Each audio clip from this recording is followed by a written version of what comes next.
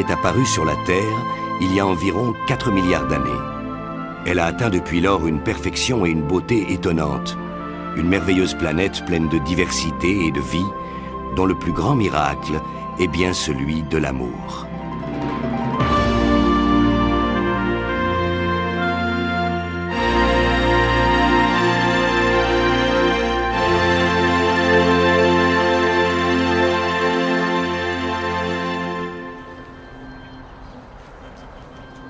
C'est souvent ainsi que cela commence. Deux personnes décident de partager leur vie dans l'espoir de construire une famille. Et l'une des plus belles aventures de l'existence, c'est bien quand deux personnes deviennent trois. Depuis des millions d'années, les gènes humains sont transmis d'une génération à l'autre.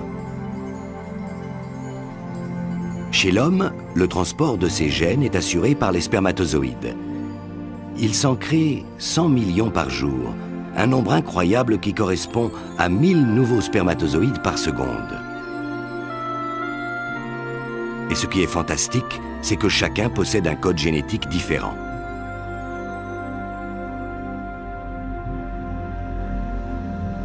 Cette énorme production s'effectue dans les deux unités de fabrication du sperme chez l'homme, les testicules. Ils sont constitués de nombreux tubes hélicoïdaux minuscules. La longueur totale de ces tubes peut atteindre 800 mètres dans chacun des testicules. Et un spermatozoïde met 10 semaines à se développer.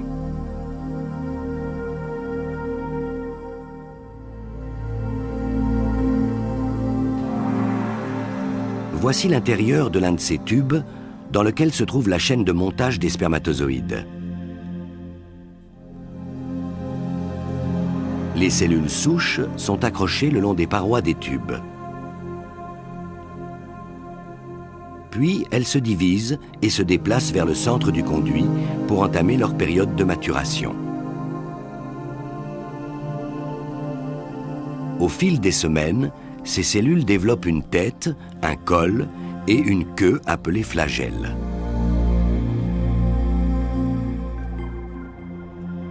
Une fois constitué, le spermatozoïde est alors devenu un messager qui doit livrer un colis très spécial renfermant les gènes de l'homme.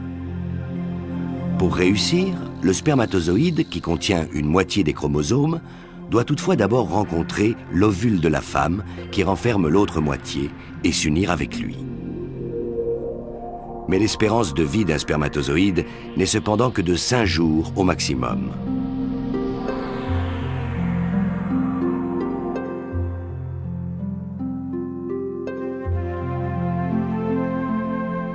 Le corps d'une femme a une approche un peu différente pour transmettre ses gènes. Le mécanisme de reproduction féminin est en effet consacré à la qualité plutôt qu'à la quantité.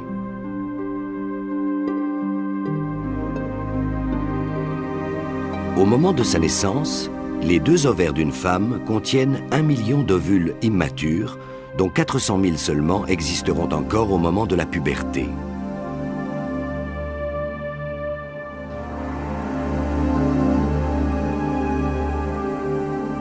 Mais de ce nombre, un seul œuf parviendra chaque mois à maturation au cours de sa période de fertilité, c'est-à-dire environ 400 au cours de la vie d'une femme.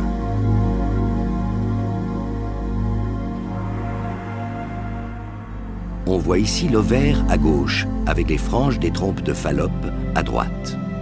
Lorsqu'il est prêt, le follicule se déplace vers le bord de l'ovaire, où il va se remplir de liquide, la pression augmente, et c'est la rupture.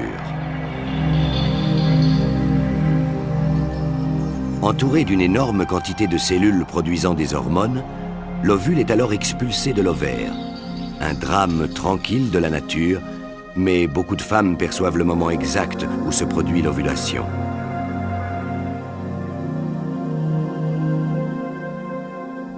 Des milliers de cellules nutritives accompagnent l'ovule pour lui fournir de la nourriture pendant les quelques jours de sa vie.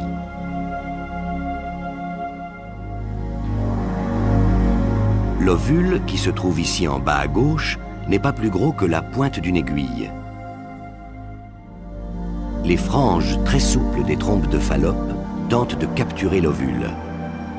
Et celui-ci disparaît alors dans la trompe en compagnie des cellules nutritives pour entamer son voyage vers l'utérus.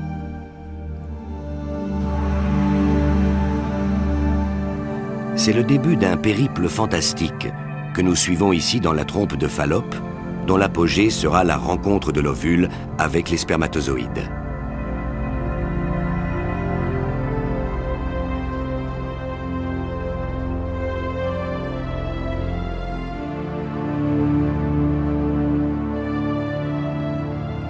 En réalité, le voyage dure un peu plus de 4 jours, même si les trompes ne mesurent que 15 cm.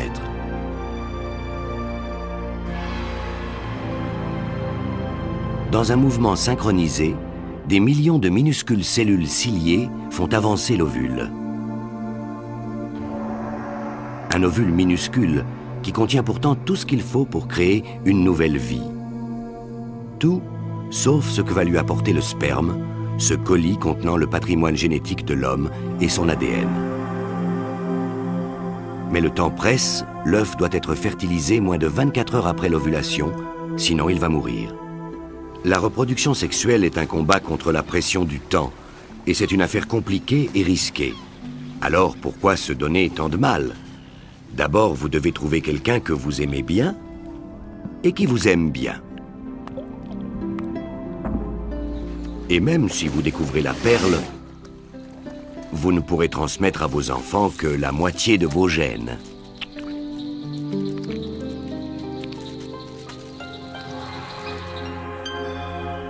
Les toutes premières formes de vie, comme ces bactéries, ne se donnaient pas tant de mal. Elles se reproduisaient sans sexe, tout simplement en se clonant.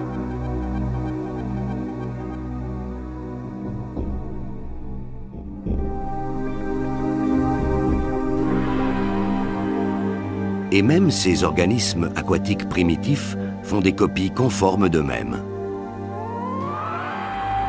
Voilà le processus de la division. Une cellule se scinde en 2 parties et chacune comporte ensuite exactement le même patrimoine génétique.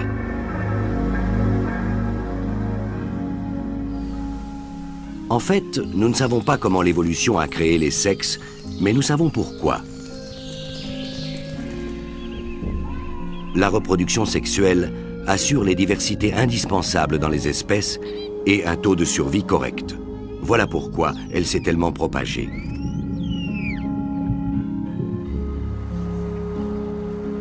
La reproduction sexuelle semble exiger l'observation de rites dont les variations sont infinies. Chaque espèce a en effet sa propre méthode. Les animaux, aussi bien que les humains. Le flirt est un stratagème très ancien en matière de reproduction. Et les regards, tout comme les sourires, tiennent une place importante dans le rituel des humains. Et comme on dit, il faut que le courant passe pour que ça marche. On sait que dans la nature, les mécanismes de reproduction sont influencés par les odeurs, provoquées par des molécules chimiques que l'on voit ici agrandies 2 millions de fois grâce à un microscope électronique. Ces molécules chimiques s'appellent des phéromones. Certains scientifiques pensent d'ailleurs qu'elles ont aussi une influence sur la sexualité des humains. Il existe en effet un organe sensitif particulier qui enregistre les signaux de la phéromone et les transmet au cerveau. Il se trouve au fond du nez.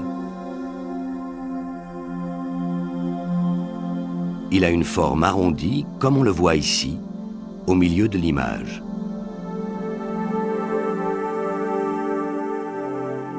Toucher et reconnaître l'odeur de l'être que l'on aime est souvent une expérience chaleureuse. Le corps du bien-aimé ruisselle littéralement de produits chimiques, dont certains ressemblent fortement à des amphétamines et créent ainsi une excitation naturelle.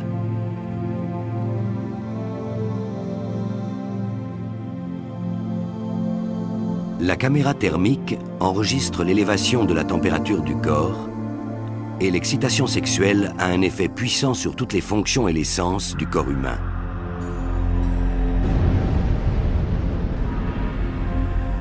Une caméra thermique observe ici comment les parties froides, en bleu, virent au vert pour devenir ensuite très rouges quand le sang afflue dans les tissus spongieux du pénis. Des substances spéciales indiquent en effet aux vaisseaux sanguins qu'ils doivent se détendre et laisser passer le sang. Dans les testicules, la température, ici en bleu, est toujours inférieure de quelques degrés à celle du reste du corps. Et c'est ici que des millions de spermatozoïdes se préparent à leur long voyage. À un signal donné par le système nerveux, une série de contractions musculaires va éjecter l'immense armada. Le sperme commence par emprunter le canal déférent, un conduit d'environ 40 cm formant une boucle à l'intérieur du corps. L'éjaculation est ensuite le résultat d'une succession de phénomènes physiques et psychologiques très compliqués qui exigent la coopération de plusieurs glandes dans un ordre précis et à un moment très précis. Nous sommes maintenant dans l'urètre, le tunnel par lequel l'armada va passer, juste avant que 500 millions de spermatozoïdes arrivent dans le vagin de la femme.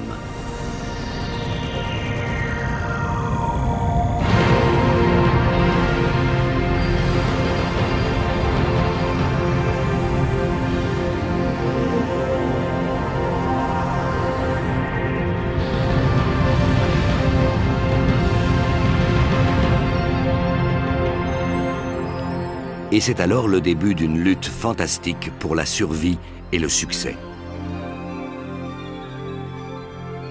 Car pour protéger la femme des infections extérieures, le vagin contient une matière acide qui est aussi meurtrière pour les spermatozoïdes, à tel point que 20% d'entre eux vont périr presque instantanément. Beaucoup sont déformés, d'autres ont 2 flagelles. On estime qu'environ 40% des spermatozoïdes d'un homme en bonne santé ne pourront pas accomplir leur mission. Mais ceux qui sont robustes progressent et il n'y a qu'une seule issue qui passe par le col de l'utérus.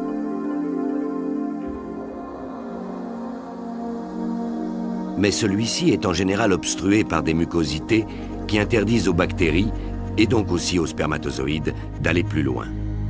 Or, ces mucosités ne se rétractent que quelques jours par mois pour former des canaux très fins. Alors, si c'est le bon moment, les spermatozoïdes trouveront le chemin de l'utérus et se rapprocheront de leur destination finale, l'ovule, qui se trouve à 15 cm dans les trompes de Fallope. Mais c'est une énorme distance pour ces minuscules spermatozoïdes mesurant 0,06 de millimètre. Et seuls quelques milliers d'entre eux parviendront à l'utérus après avoir effectué 1000 mouvements ondulatoires avec leurs flagelles pour parcourir 1 seul centimètre. Ce sont toutefois d'excellents nageurs et le groupe de tête atteindra les trompes de Fallope en moins de 30 minutes. Une fois à l'intérieur, le voyage devient encore plus difficile. Les spermatozoïdes doivent maintenant nager contre le courant provoqué par les franges qui tentent de faire avancer l'ovule. Et si une ovulation ne s'est pas produite récemment, c'est ici qu'ils devront attendre le passage d'un œuf. Mais leur espérance de vie n'est que de 5 jours. Leur maturation s'est en effet poursuivie tout au long du voyage et ils sont maintenant prêts pour la conception.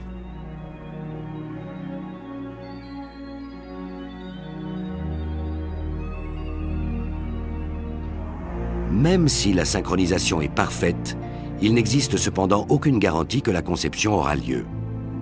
Parmi les millions de spermatozoïdes qui ont entamé ce voyage, seules quelques centaines vont atteindre l'œuf. Et le processus de sélection continue alors qu'ils nagent près de celui-ci.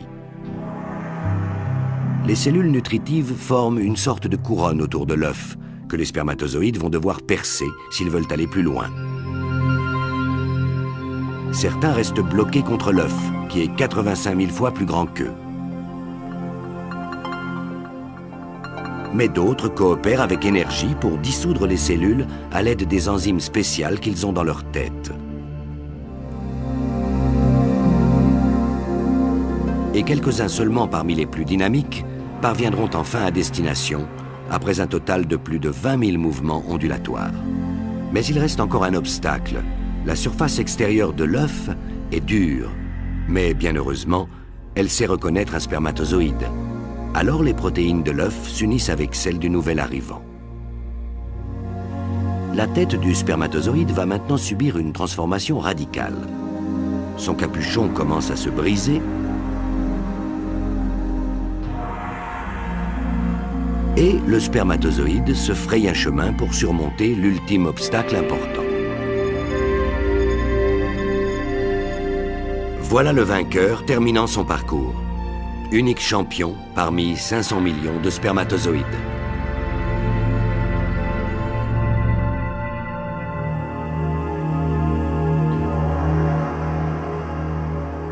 Immédiatement, une réaction chimique modifie la surface de l'ovule et ferme l'accès derrière le spermatozoïde. Car si un second parvenait à entrer, il y aurait alors trop de chromosomes dans la cellule et ce serait un désastre. Une fois que le spermatozoïde est dans l'œuf, son flagelle ne lui sert plus à rien et il se sépare alors de la tête, dont le précieux contenu est maintenant apparent.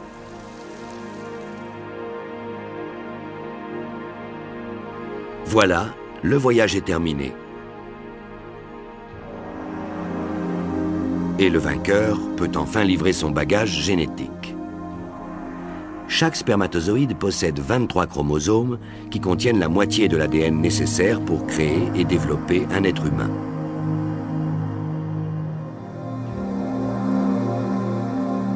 Et à l'intérieur de chaque chromosome se trouvent les grappes de gènes contenant la moitié de l'ADN du père, dont on voit ici les filaments qui sont agrandis quelques centaines de milliers de fois.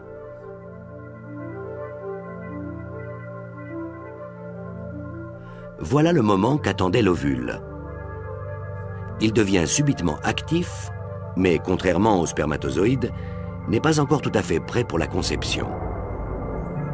Elle n'aura lieu que lorsque le spermatozoïde aura atteint sa destination et libéré la moitié de son bagage génétique dans ce que l'on appelle le corps polaire, que l'on voit ici au bord de l'ovule.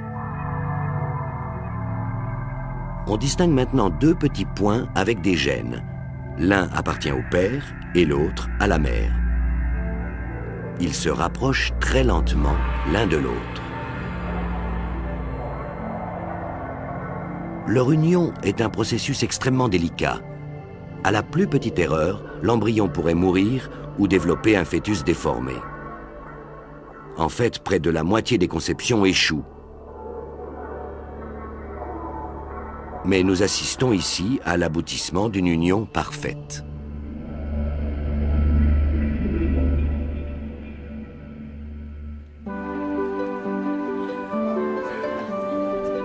C'est à la reproduction sexuelle que l'on doit la grande variété des êtres humains.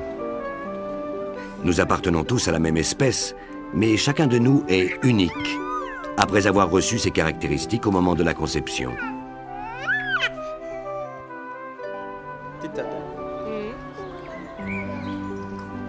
Il a le nez de sa mère et la couleur des cheveux, qu'elle a elle-même hérité de son père.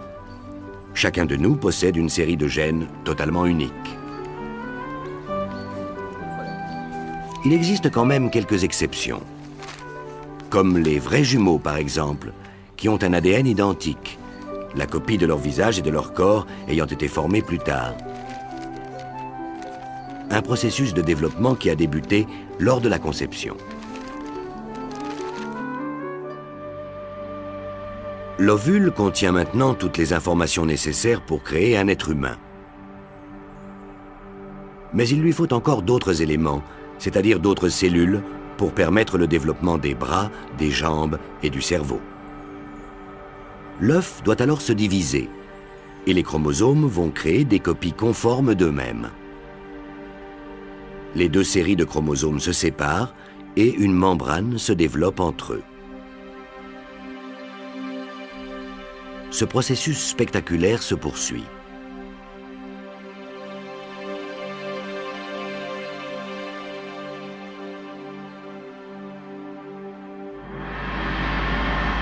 Chacune de ces cellules pourrait très bien devenir un être humain, car elles n'ont pas encore eu le temps de se spécialiser. 4 cellules se transforment en 8, qui deviennent 16. Vous assistez maintenant au développement d'un être humain. La séquence a été filmée au rythme d'une image par minute sur une période de 2 jours et demi. Et les images sont agrandies 2000 fois.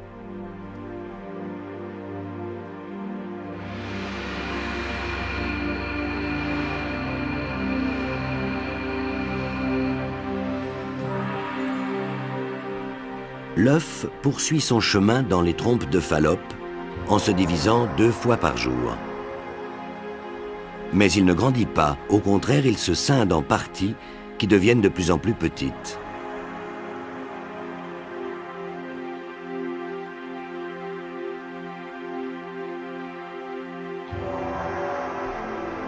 L'œuf fertilisé est désormais constitué par des centaines de cellules qui vont s'organiser entre elles pour développer un nouvel être humain.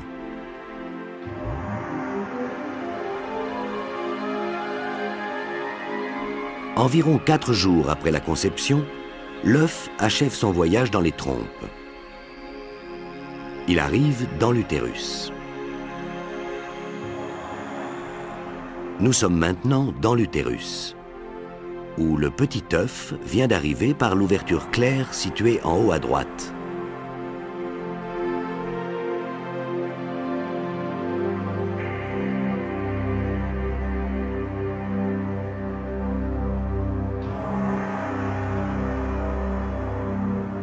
Il absorbe du fluide et les cellules se séparent dans la coquille.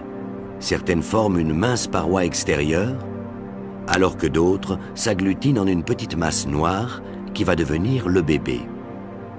Et les cellules de la paroi extérieure vont-elles se transformer en placenta.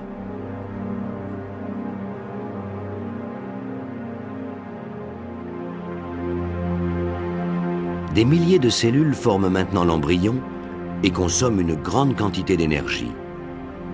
L'espace et la nourriture viennent à manquer à l'intérieur de la coquille solide, et pour pouvoir grandir encore, l'embryon doit trouver une nouvelle source d'alimentation. Il lui faut donc absolument sortir de sa coquille. Le 5e jour, l'embryon produit des enzymes très puissantes qui vont creuser dans la coquille un trou minuscule par lequel le contenu va s'extraire. Ces images ont aussi été prises toutes les 60 secondes.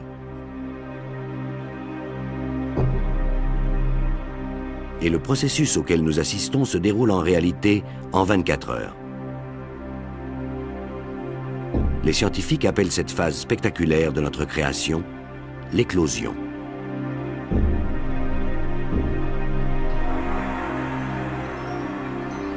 Ce n'est rien de moins que la première naissance de l'être humain dont le développement a débuté. Et il n'y en aura pas d'autre avant 9 mois. Le processus n'avait jamais été filmé intégralement auparavant. Vous voyez les éléments, grossis près de 2000 fois, qui vont servir à façonner un nouvel être humain.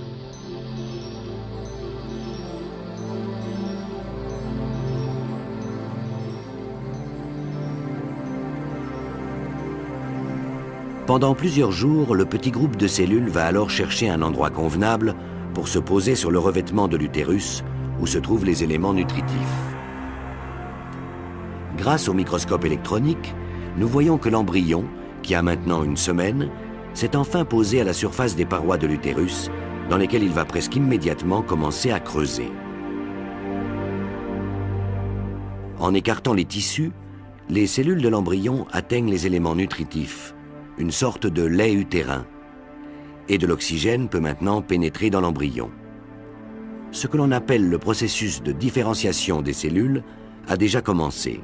Certaines cellules savent qu'elles vont former l'embryon et d'autres que leur tâche consiste à créer le placenta. Nous voyons maintenant le même processus grâce à cette séquence filmée unique. D'abord, la taille de l'embryon augmente car il absorbe le liquide et les aliments fournis par la mère. Puis, il semble redevenir plus petit, mais c'est en fait parce qu'il s'enfonce profondément dans les parois de l'utérus.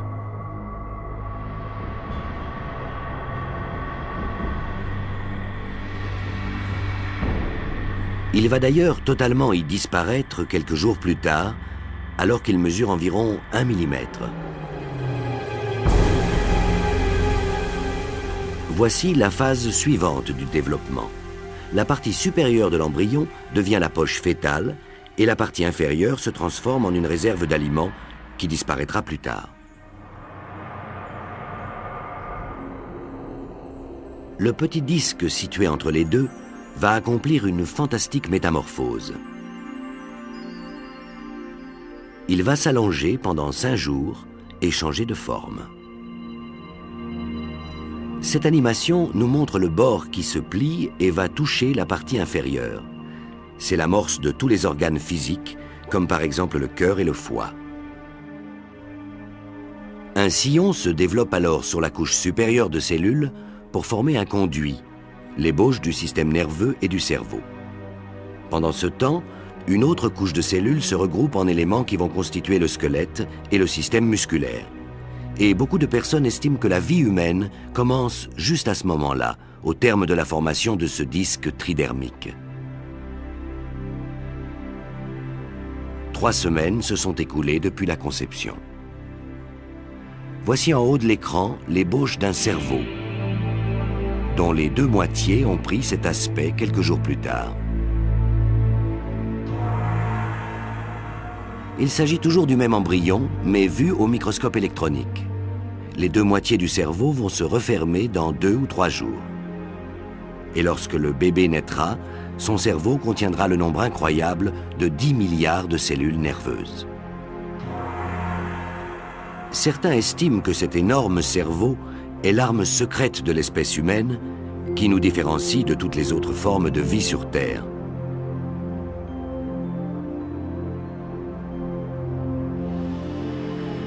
Ces images uniques montrent la formation des cellules nerveuses dans le lobe frontal du cerveau de l'embryon. La production est soutenue et 100 000 nouvelles cellules s'ajoutent chaque minute au cerveau. Couche après couche, les premières cellules commencent à former le cortex cérébral, où apparaissent les circuits réservés aux impulsions électriques qui constitueront nos pensées et nos sentiments. On a cru pendant longtemps que la production des cellules du cerveau s'arrêtait à la naissance, mais on sait aujourd'hui qu'elle se poursuit jusqu'à l'âge adulte. Voici la tête de l'embryon avec son cerveau de profil.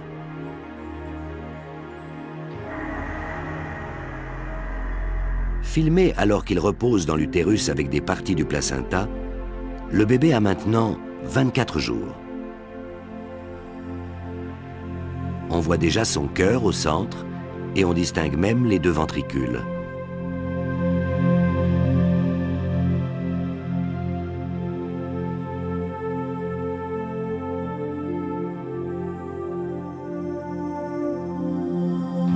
Il existe à l'intérieur de l'embryon un groupe de cellules étonnantes que l'on a appelées les cellules souches.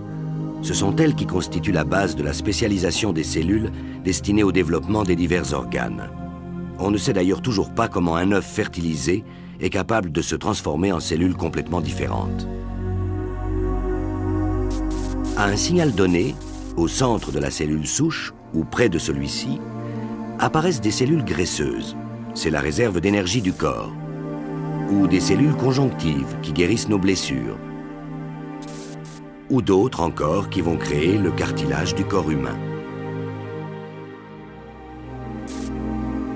Ici, les cellules souches ont entrepris de développer l'appareil circulatoire de l'embryon. Les cellules endothéliales commencent d'abord par entrer en contact grâce à de petits appendices.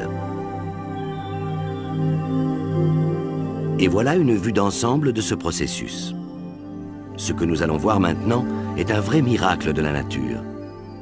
Les cellules qui sont programmées pour produire les vaisseaux sanguins du corps s'unissent les unes aux autres pour constituer une longue formation cohésive. Les premiers vaisseaux de l'embryon sont maintenant en cours de formation. Et on se demande vraiment comment ces cellules ont su que leur mission était de créer les vaisseaux sanguins. Et comment elles font pour s'attacher les unes aux autres? Eh bien, ce sont des questions auxquelles des scientifiques du monde entier cherchent toujours des réponses. Mais la nature elle-même sait très bien comment faire passer les globules rouges et leurs molécules d'oxygène à travers les vaisseaux. Ensuite, des vaisseaux plus larges et plus efficaces sont constitués. Mais les cellules souches connaissent encore d'autres manières de se transformer. En voici quelques-unes qui commencent à se contracter d'une manière rythmée. Elles sont devenues les cellules du cœur.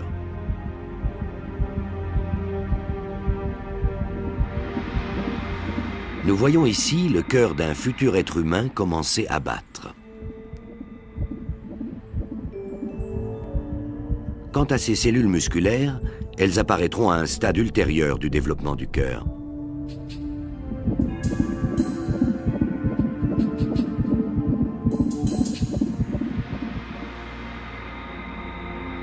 Après 5 semaines, l'embryon mesure 8 mm de long, mais ressemble plus à un protozoaire préhistorique qu'à un être humain. La minuscule colonne vertébrale s'enroule comme une petite queue, un rappel de l'évolution de l'espèce humaine au cours des millions d'années.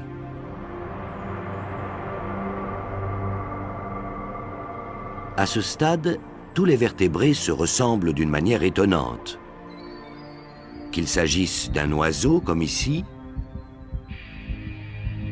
ou d'un cochon, ou d'un être humain.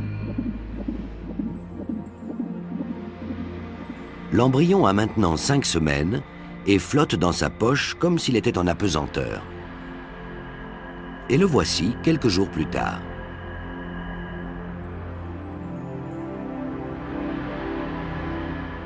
C'est toujours le même embryon, mais on le voit de face. Il mesure désormais 1 cm et les oreilles, le nez et la bouche commencent à apparaître.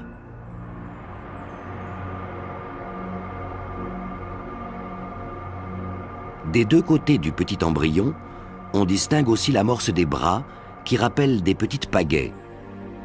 L'embryon a 6 semaines et approche les 15 mm de long.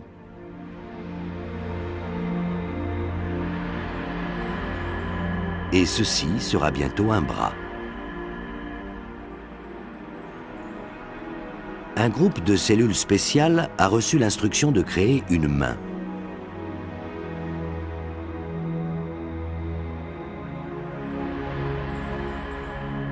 Grâce au microscope électronique, on aperçoit les doigts au début de leur formation. Ils ressemblent à des palmes. Mais certaines cellules ont été programmées pour mourir, et au fur et à mesure qu'elles disparaissent, de petites dépressions se creusent, permettant aux doigts de prendre forme. Cette menotte a maintenant 6 semaines. Une semaine a passé. L'être humain en formation mesure alors presque 2 cm et pèse quelques grammes.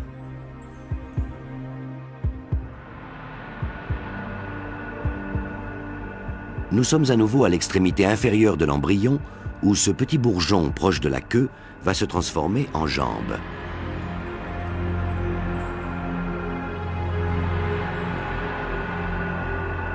On voit bien ici l'amorce des 2 jambes de chaque côté du moignon de queue. Et voilà la jambe à un stade un peu plus avancé. L'embryon a maintenant 7 semaines. Et il ressemble de plus en plus à un être humain. À l'intérieur du corps, la formation de tous les organes importants se poursuit.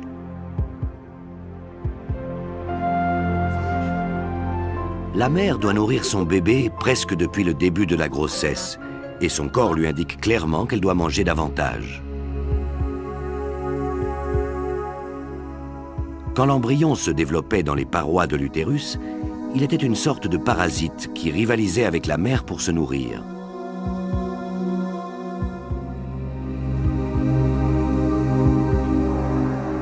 Mais il a désormais 9 semaines et est devenu en 60 jours, à partir d'une unique cellule, un fœtus qui en compte maintenant des millions.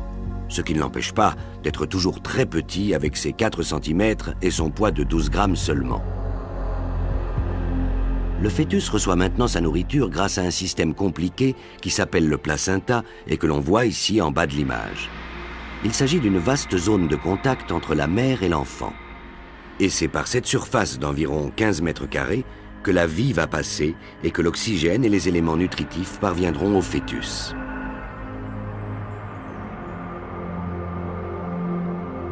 Ici, en bas, la partie plus claire fait partie du fœtus qui a pénétré les vaisseaux sanguins de la mère à l'aide de milliers de petites saillies filiformes. Et ce sont les globules de la mère que nous voyons flotter autour de la partie fœtale du placenta.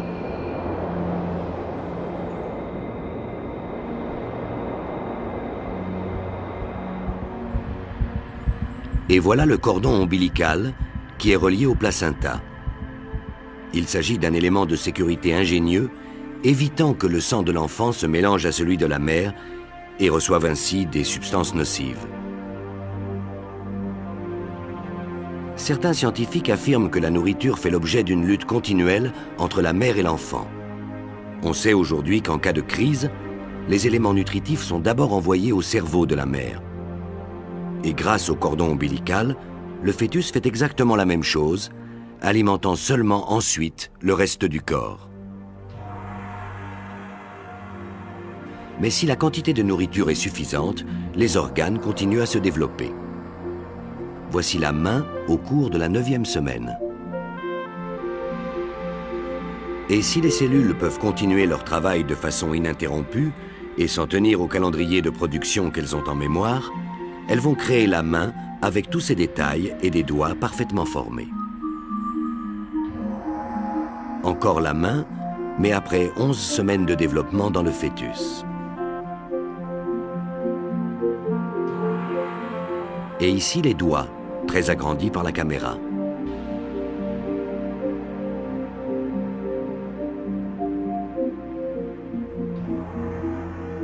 À la 12e semaine, on distingue déjà les os des 2 mains et des bras. Le fœtus a maintenant 17 semaines.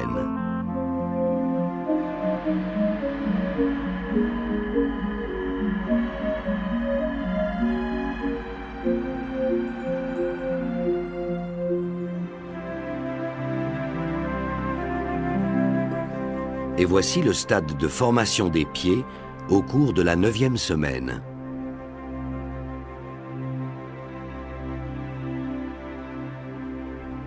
Les doigts de pied, très bien formés, sont apparus un peu plus tard. Et lorsque les pieds ont atteint une certaine phase de développement, ce sont alors les jambes qui commencent à grandir. Le fœtus a maintenant 4 mois et mesure 16 cm. Nous distinguons une partie de la jambe inférieure à travers la peau très fine. À ce moment-là, le reste du squelette est toujours constitué de cartilage. Et voici le fœtus une semaine plus tard.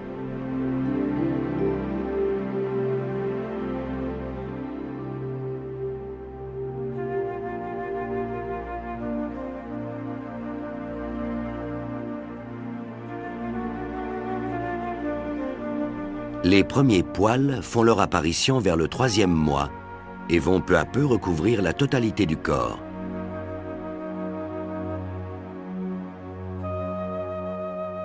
On ne sait toujours pas pourquoi celui-ci se couvre ainsi d'une sorte de fourrure au stade fœtal. C'est peut-être l'héritage d'une phase de développement très ancienne, souvenir d'une époque où la fourrure avait alors une utilité pratique.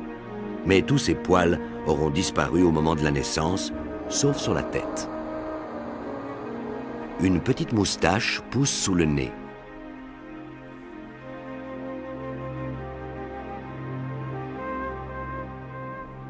Alors qu'à gauche, on distingue une main et à droite, un œil avec son sourcil.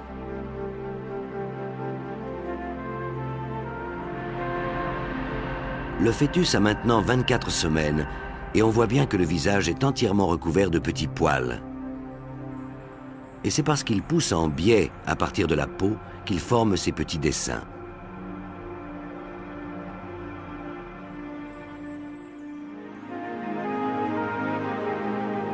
Voilà l'œil, il a 4 semaines et a été formé à partir des mêmes cellules que celles qui ont créé la peau.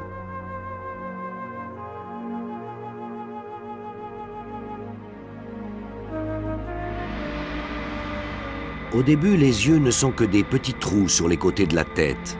Et au centre de celle-ci, la bouche et le nez ne forment pour l'instant qu'une seule cavité.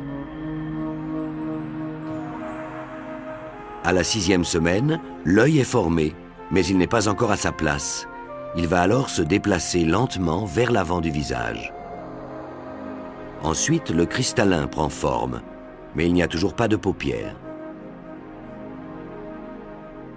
Et voilà l'œil quelques jours plus tard. Et à la 8e semaine.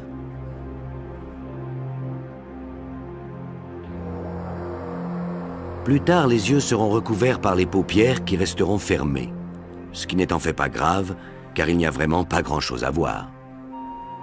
Les yeux vont demeurer fermés pendant 3 mois, et en même temps que la vue, le sens de l'ouïe se développe également.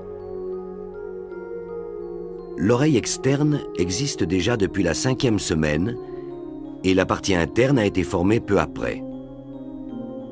Mais elle n'est pas encore reliée au cerveau et ne fonctionne donc pas.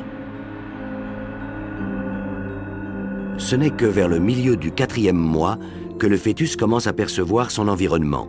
Par exemple, les bruits intestinaux de sa mère, le sang qui coule dans les veines et les battements du cœur.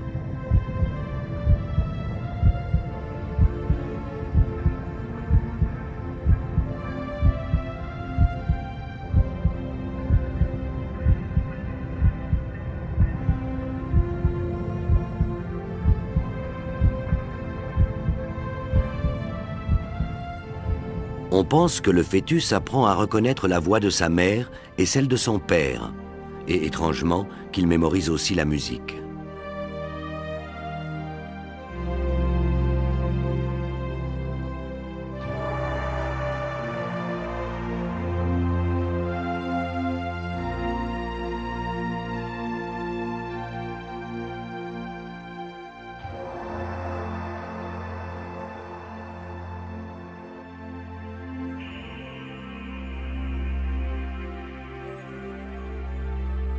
Les scientifiques estiment désormais que le développement du cerveau du fœtus peut être stimulé depuis l'extérieur et que l'on peut entraîner ces cellules de la même manière que celle des muscles.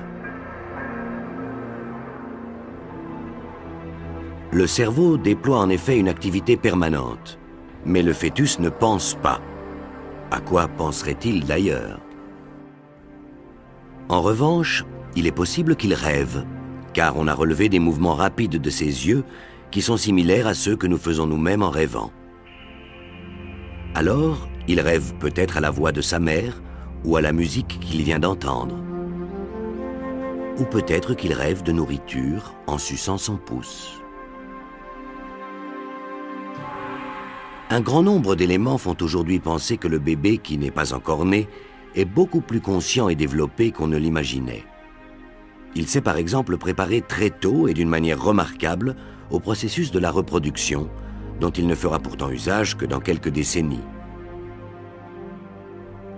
À 8 semaines, la partie externe des organes génitaux des garçons et des filles est quasiment identique.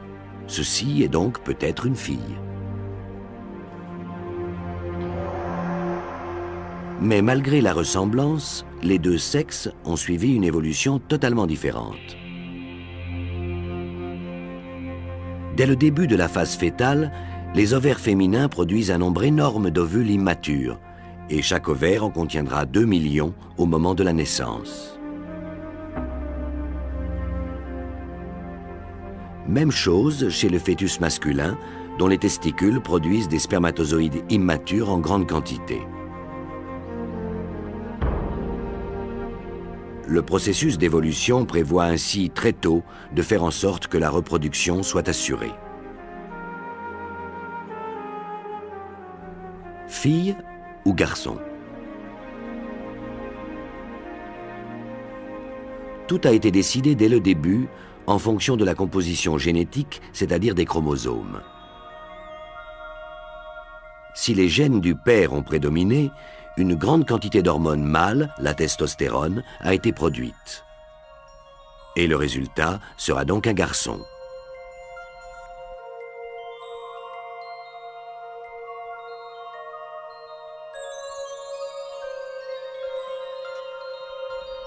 Mais en l'absence d'hormones mâles, ce sont les estrogènes de la mère qui vont imposer le développement d'un embryon féminin.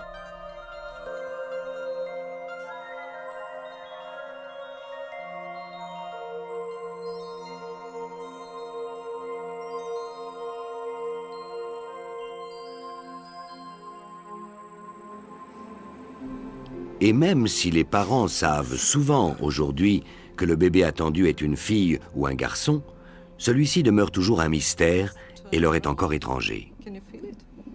Mais les parents peuvent pourtant déjà découvrir leur enfant grâce aux ultrasons. À l'intérieur, celui-ci n'arrête pas de bouger. Il est ici sur le dos avec sa tête à gauche. On distingue clairement la colonne vertébrale en bas de l'image et le corps du bébé qui fait des sauts.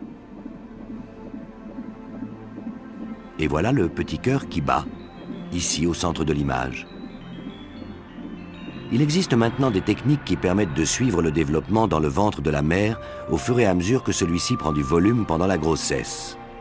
Ici, à 6 mois, et là, vers la fin de la grossesse. L'une de ces méthodes consiste à relier l'appareil à ultrasons à un puissant ordinateur, ce qui permet, grâce à une prise de vue en accéléré, de découvrir ces images d'un fœtus heureux et plein d'énergie. Un fœtus qui semble s'entraîner à faire des mouvements avec ses mains, comme s'il voulait communiquer par signes. Ici son dos, un bras et la tête. En ce moment, l'activité est plutôt intense, avec des battements de mains devant la bouche et un œil qui semble nous regarder fixement.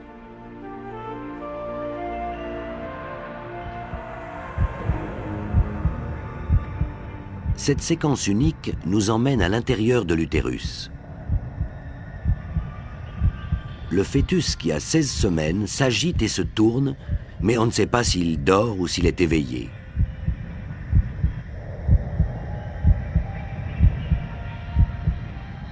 Les narines sont obstruées par du mucus. On distingue aussi le long cordon ombilical entre le placenta et le fœtus.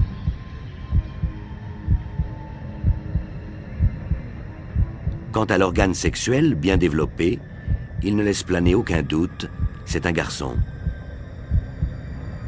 Le fœtus suce son pouce. Il s'entraîne pour le jour où le cordon ombilical sera coupé et où le bébé devra alors aspirer sa nourriture.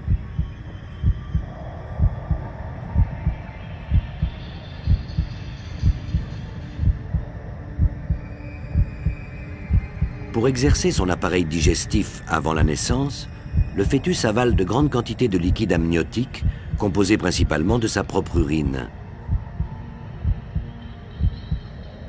Il fait aussi des mouvements respiratoires, inhalant toujours du fluide amniotique pour que ses poumons se développent normalement.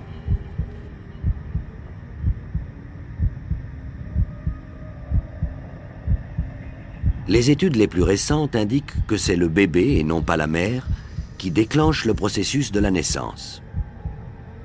Il semble que le fœtus se manifeste quand il est prêt. C'est son cerveau qui envoie un signal qui va déclencher une activité hormonale, provoquant ainsi le début des contractions de l'utérus. Nous approchons de la fin de la grossesse. Cette image, prise à l'aide d'une caméra magnétique, montre que le fœtus a mis sa tête en bas contre le placenta. Il est vrai que la place commence à manquer.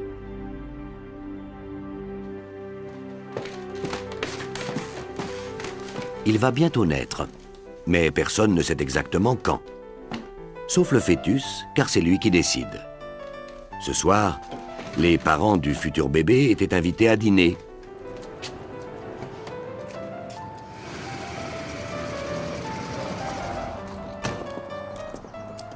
Mais leur bébé avait d'autres projets.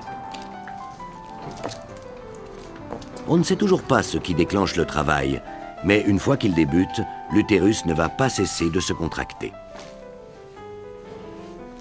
Ces contractions douloureuses des parois utérines provoquent lentement l'ouverture du col de l'utérus, laissant ainsi la voie libre au bébé.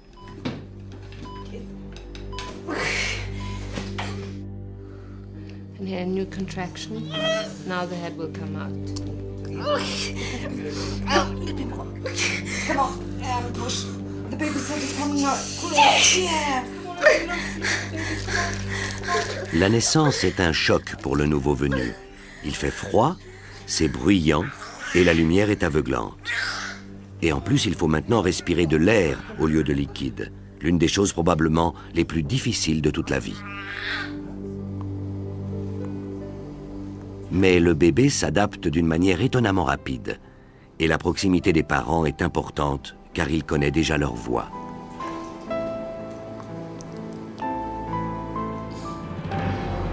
Ce fut un long voyage. Depuis l'œuf tombant dans les trompes de Fallope,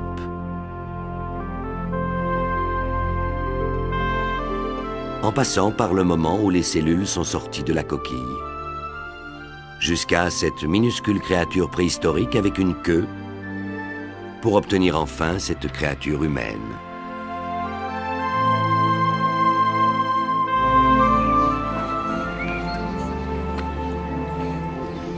Et quelle expérience que de manger à l'extérieur du ventre maternel. C'est ce que nous voyons ici depuis un angle entièrement nouveau, l'objectif se trouvant en effet à l'intérieur même de la bouche de l'enfant, où s'activent la langue et les lèvres.